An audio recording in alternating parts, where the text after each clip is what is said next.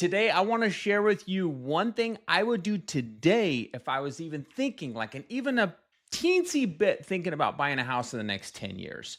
What I would do today to prepare for that moment. I'm Jared Halbert, Brick Mortgage. I'm a local mortgage broker here in Queen Creek, Arizona. We service all of Arizona. And I want to go through a few things. I'll go through three actually, but one in particular we're going to talk about. That's the big one that I would do today. Now we have YouTube. We want instant gratification. So if you want to jump ahead and actually find out what that is, go ahead. But the three things I want to focus on today: credit, down payment, and income. Credit is huge. Okay, a lot of people have taken this credit. I think it's almost like take it or leave it. This is my credit report, like this is who I am, whatever. Like this is the report you get, figure out how to make me a loan with this credit report. We forget that when we borrow money, we promise somebody that we're going to pay them back. And if we pay them back regularly, the way that our account is set up to be, we would have good credit. Are there mistakes that happen? Of course. I've had it happen to me with a lender who gave me a late, even though I had paid it. But there was anyways, there was a lot of miscommunication on the way it happened. So it happens. Mistakes happen. And a lot of times the creditors, if there is a mistake, they'll fix it. And so, but what we got to look at is you're promising to pay somebody back, and you got to keep your word, because the lender, the new lender lending on the mortgage, they're looking at that credit report like, okay, they're late, on this month, they're late on this month, they're late on this. Like, that makes them nervous, right? If you're working on your credit and you feel like, man, I'm in a tough spot, I need to get my credit up, that's when you want to work with somebody. So there's credit companies out there that will look at your credit to see, how they can help you. Let's say there's old collections or something that they can help remove with letters. There's companies out there that help that.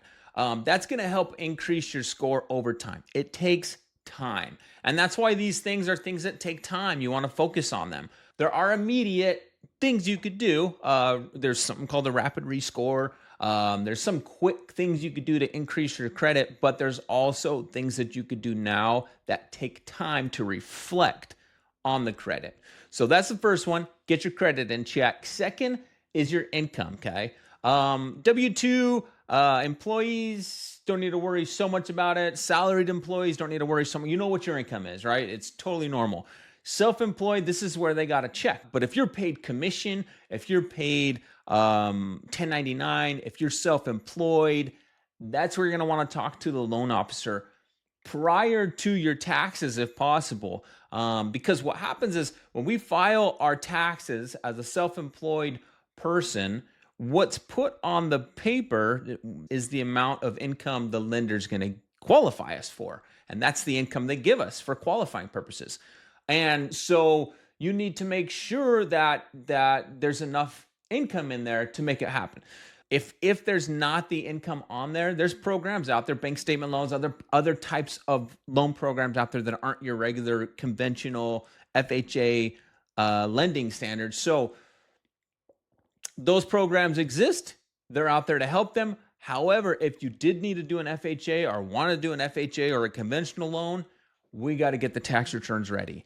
And so sometimes I'll have clients call me at the end of the year and say, hey, will you please look at my taxes? Tell me if I qualify and what I need to do this next year on taxes to qualify. And so I'll sit down and sometimes we get in touch with the CPA and we go through that and let them know, hey, this is how much we need to qualify for X amount of house. And then again, they work with their CPA and figure out if it's possible, depending on, their taxes. But totally normal for this to happen, for self-employed people to prepare, to get ready. I want to make sure that I'm paying a lot in taxes because I want to get a house next year.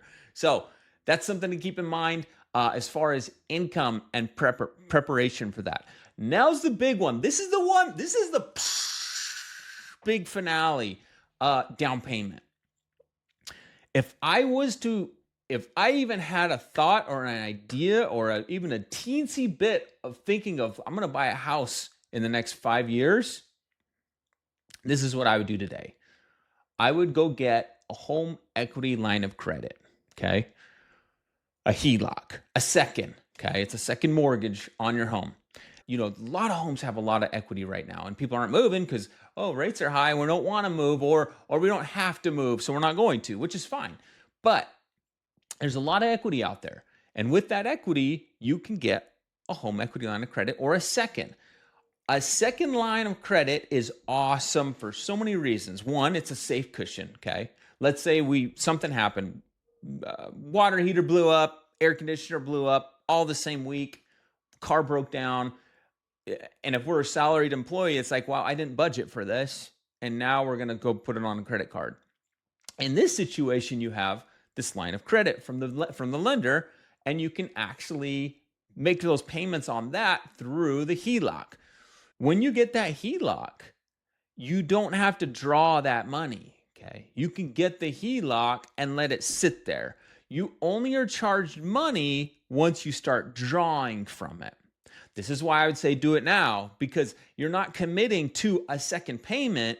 You're committing to a second loan that you have access to when you need it or if you need it. So let's say you have $100,000, okay? You have access to it. And you need to borrow it because your air conditioner broke, your car broke down, and what was the other one? The water heater, right? They all went out the same week. It stinks. Okay, so there's 15 grand. You pull out of the HELOC $15,000 to make the payments to everybody.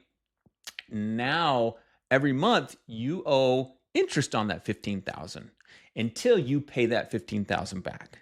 Okay, so let's say you never paid it back. Let's say you just keep paying interest every single month. You just make the interest payment, which is going to be pretty cheap. Okay, you're making that interest payment, and then 3 years from now, 4 years from now, your spouse comes to you, your friend or significant other comes to you and is like, hey, let's go buy a house.